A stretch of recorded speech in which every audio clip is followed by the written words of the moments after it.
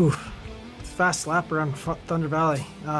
Choosing the right lines. It's a pretty wide track, so it's all about that momentum. So keeping up that speed and not lugging down up the hills and just nailing everything. The most challenging part of Thunder Valley, I think, is the elevation change for me. It definitely plays a part in the fitness, and if you're not in Colorado 12 months out of the year, you're gonna get it.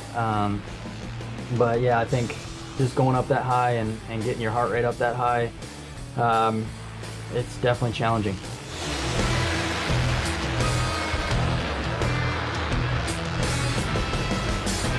We are set for what should be a great weekend. Round 3, Lucas Oil Pro Motocross. Going to a mile high outside Denver, Colorado. This is the Thunder Valley National. Jason Weigandt, Ricky Carmichael, Will Christien will give you a brief preview of this weekend's festivities.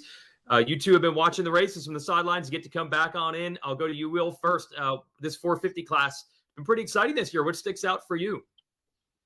It's developing already, isn't it? And that in itself, Jason, seems kind of a little unusual. Here we are, only 3 rounds in, and it seems like perhaps we have some front runners, right?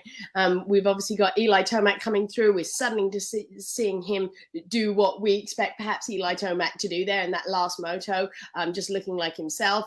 And then, of course, we have Jason Anderson eventually getting there and taking that outdoor win to everyone's kind of surprised that it's never happened before. We see him get that. And then we've got Chase Sexton there, and who's the only rider out of all 3 to not be off the podium in a single moto. And he's just looking strong and solid, and perhaps like he's going to be able to take a hold of this championship at just 22 years old there. He's now got, what, a 12-point lead, and it's going to be interesting to see if he can kind of keep those vets at bay and keep that going. Ricky, I feel like you could fight any one of these guys' corners right now. If you're team manager for any of those teams, you could say it's going to be our guy because, and it would be a really valid reason and tough to argue against.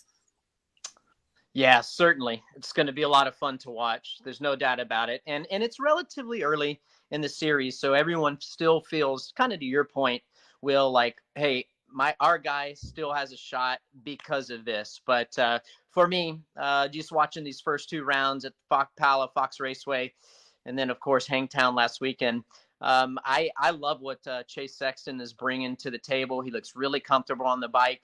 But then I look at Eli Tomac. He had a great run the second moto last weekend. And then, of course, Jason Anderson. And Jason Anderson looking very, very strong, coming off his first ever outdoor win, which is crazy to me. I can't believe it. All these Supercross wins, being a Supercross championship, he's never won a Supercross champion. He's never won an outdoor motocross race. So I think that he is in a great place mentally with his team. He believes, looks like he's having a great time, his focus. He loves winning, and he's right there as well.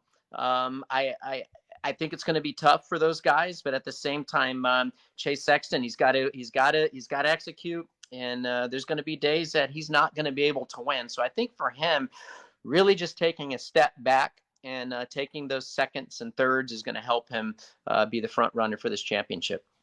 Yeah, because no doubt in Monster Energy Supercross, the speed was there the whole time. It was really the big mistakes that cost him more than the lack of ability to get it done on any given weekend.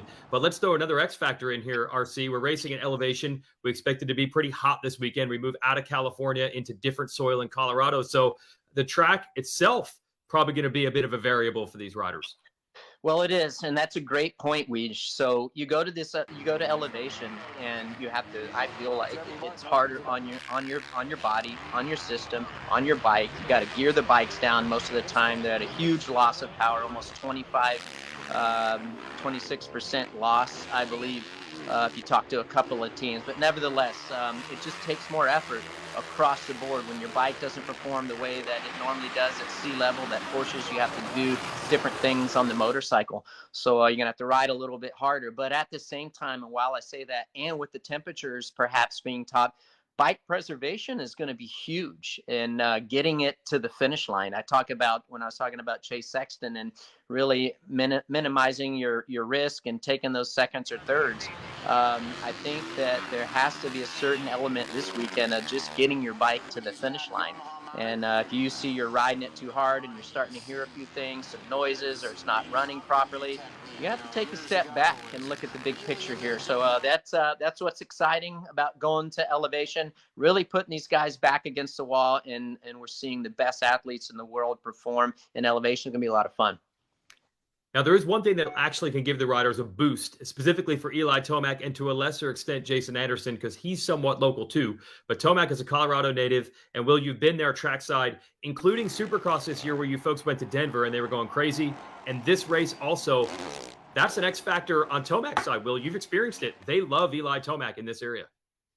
And it's incredible, isn't it? We hear the crowds, and I mean, they go crazy for it all. I mean, absolutely. And we've asked the riders, like, how much do you let that in? How much can you even hear with bike noise on track? Are they so focused? Oh, they know. Absolutely. Every single rider that we speak to will say, oh, I can hear them, when, especially, when they're passing right by, on our motocross tracks there, right close to where the fans are.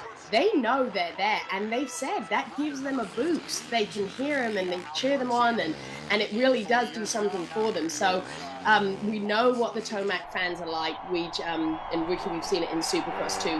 When they get behind him, they get behind him, waving big heads there with ET3 on them. And it's going to give Eli that same feeling that he got at the Denver Supercross, which, we saw it, and it was just incredible. I mean, it was overwhelming, the support that he had. So let's see if they show up again for him here this weekend. I think they probably will. And one other thing to think about, it is still early enough of the year for other riders to become a factor. You can never count out the two-time champion Ken Roczen, who's been very quick this year with a second and a fourth. And then returning from retirement, Ryan Dungey. We expect him to get better week in and week out. The 9-time world champ Tony Caroli is learning the American racing scene coming out of Italy, so that should be exciting. It's going to be a banner weekend for the sport. Hope you can check it out. We're going to start our first moto of the day. Will be our 451st moto. We will have that live on NBC with the three of us covering it. That'll be at 2 o'clock Mountain Time, 4 o'clock Eastern, live coverage on NBC. And the next 3 hours of racing will be on MAV TV, so be sure to check out what should be one of the big rounds of the year when you count that crowd, this atmosphere, the weather, and it's early in the year. Like Carmichael said, everybody still feels like this is their year and their title. Should be a bad day at the races.